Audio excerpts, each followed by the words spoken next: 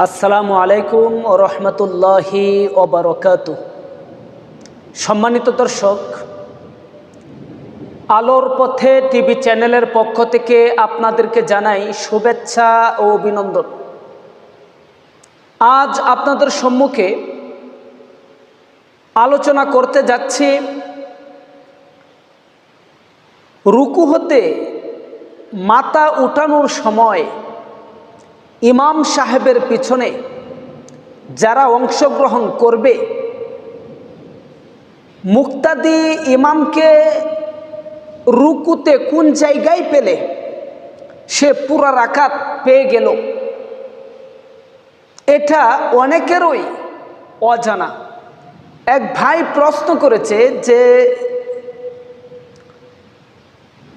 রুকুতে যে ইমাম সাহেবকে কতটুকু সময় পেলে আমি এই রাকাত পেয়ে গেলাম, কিংবা পরে মসজিদের ভিতরে ঢুকে দেখলাম ইমাম সাহেব রুকুতে চলে গেছে, এখন আমিও ইমাম সাহেবের পিছনে আল্লাহু আকবার বলে রুকুতে যেয়ে কতবার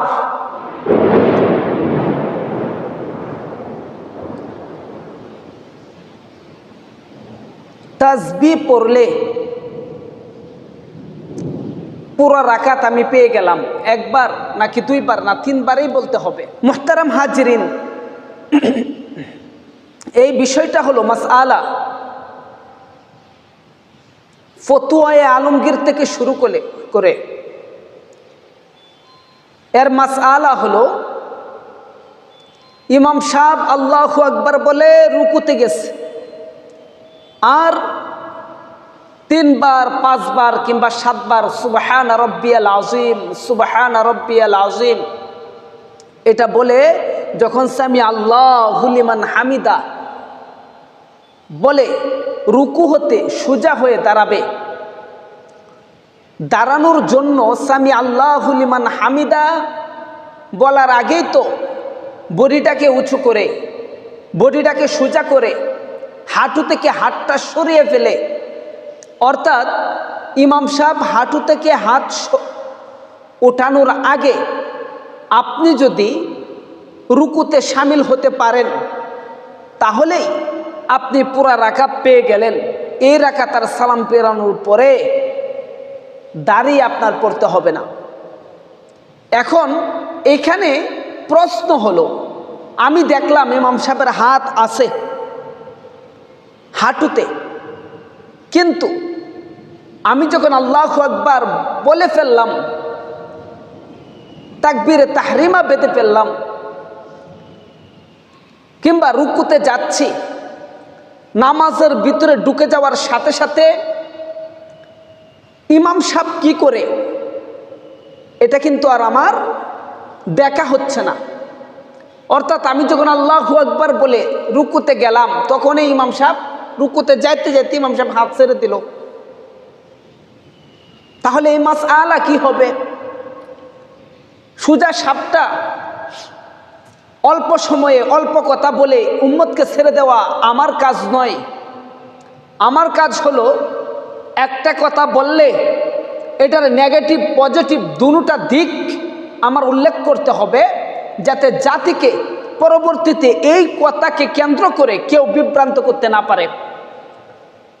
মূল মাসআলা হলো এটাই, ইমাম সাহেব হাত ছাড়ার আগে আগে যদি আপনি রুকুতে শামিল হতে পারেন তাহলে আপনি এই রাকাতে পুরাপুরি অংশগ্রহণ করতে পারলেন। আর যদি আপনি রুকুতে যেতে যেতে, আপনি তো তখন রুকুর দিকে মনোনিবেশ, রুকুতে যেতে যেতে ইমাম সাহেব হাত ছেড়ে দিল, আপনি কিন্তু তখন দেখলেন না, তাহলে এই ক্ষেত্রে করণীয় কি? এই জন্যই ফকিগণ বলেন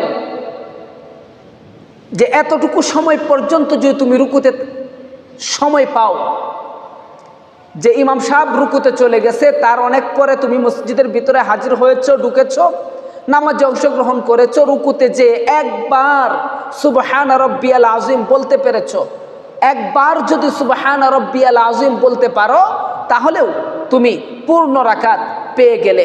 আল্লাহ পাক রব্বুল আলামিন আমাদের প্রত্যেককেই বুঝার তৌফিক দান করুক। সমসাময়িক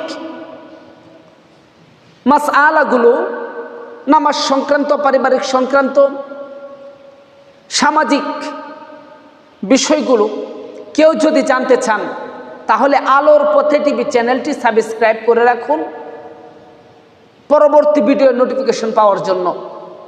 আর আপনার মূল্যবান মন্তব্য কমেন্ট বক্সে জানিয়ে যাবেন। নেক্সট ভিডিও আমরা আপনার কমেন্টের উপরেই কোরআন ও হাদিসের আলোকে তৈরি করার চেষ্টা করব, সমাধান দেওয়ার চেষ্টা করব ইনশাআল্লাহ।